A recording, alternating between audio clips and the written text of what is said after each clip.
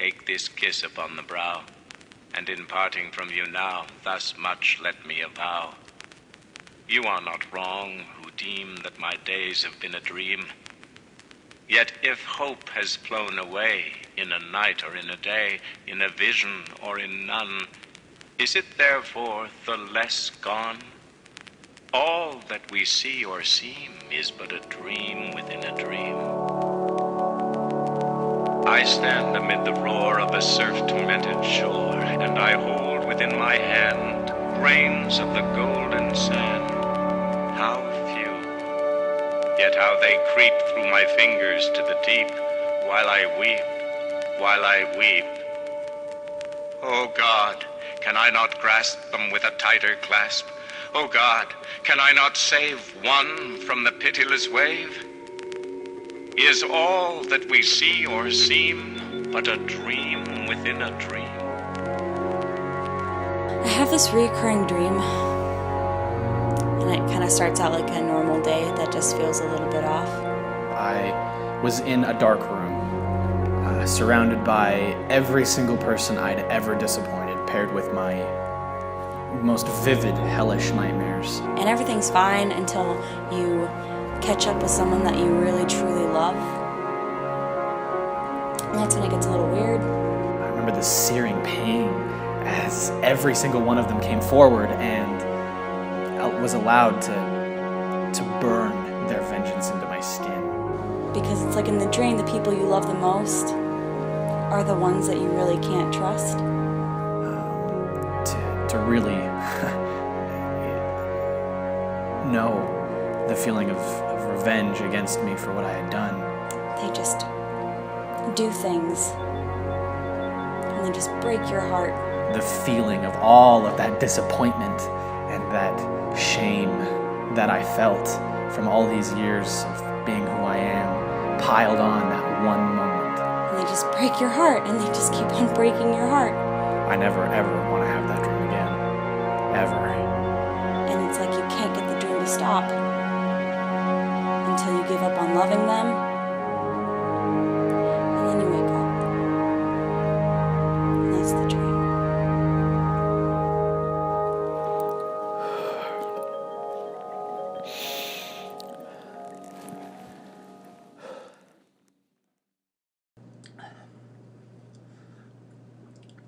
That song on the radio. Do you remember what it was called? Whenever I hear a song on the radio, I always think of my mother. I wonder where she is now. And if I could fly, I'll take you up And take you into the night and show you my love. Oh, if I could fly, I'll pick you up. I'm in a room, and in this room is me and my father. While I was sleeping, I felt something touching my face, and I woke up in my dream, and it was my dog Daisy. And he looks at me, and for a while we don't say anything to each other.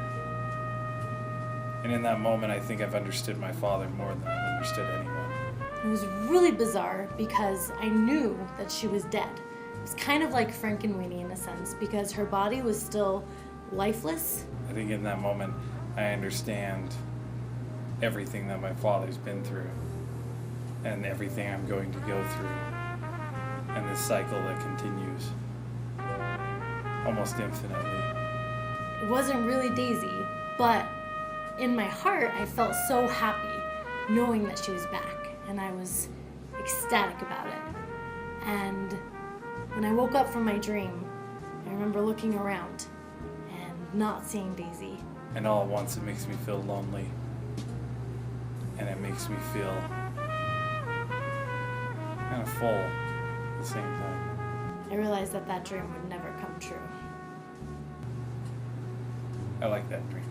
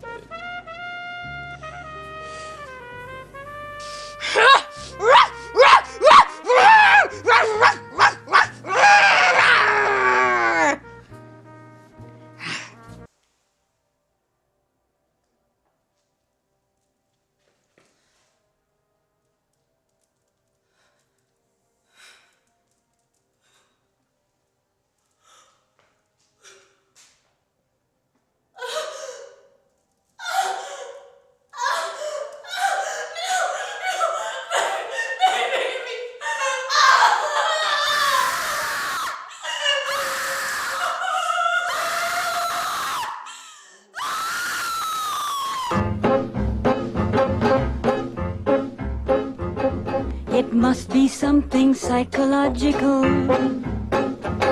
It may be something very physical that makes me feel the way I do whenever I'm in touch with you.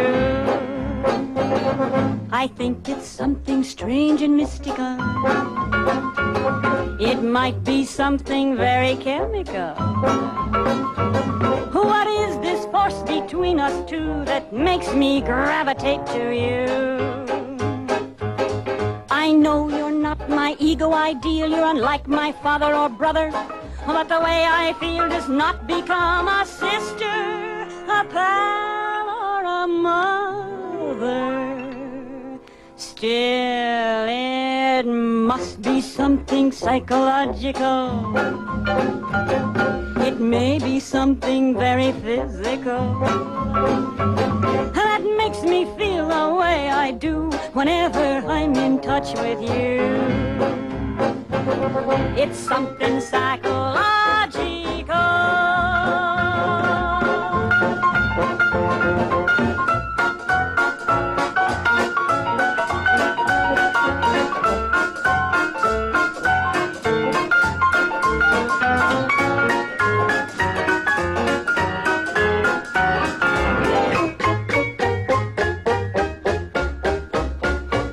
I left home and I saw them on the streets. They were all around. They were looking at me, every one of them. And I hurried home to my family because I knew that they would be the first ones in danger. And I get back to my family and I tell my wife, we gotta go, get the kids, we gotta go. And she's scared and she's hysterical and she doesn't know what to do. And she's asking me what's going on, but I can't tell her. I can't scare her with exactly what's going on. And she just has to trust me. She has to trust me. And I'm getting my kids and I'm getting the things ready. And I look up and there it is again. On the face of my wife is that white plate staring back at me. No eyes, no mouth, no nose, nothing human about it. Completely unrecognizable on some body of something that we like to call humans. And I can't take it. And I pull my hand back and I hit it back because it cannot touch my kids. That thing cannot touch my kids. And then I realize what I've done. I've hit the woman that I love. And I stumble back and I leave the house through the backyard, and people, all the neighbors can hear, and I hear my wife screaming, I hear my kids crying, I hear them running out into the streets. All the neighbors are coming out and looking, and I can hear them, they're all out there, and I go outside and the sun is blinding. Everything is white around me. I can't make sense of anything around me. And as all my neighbors and all my friends and everyone I knew and grew up around gathers around me, and they're all looking down and they're like, Marty, what's wrong? What's going on with you? Your face, it's gone all white.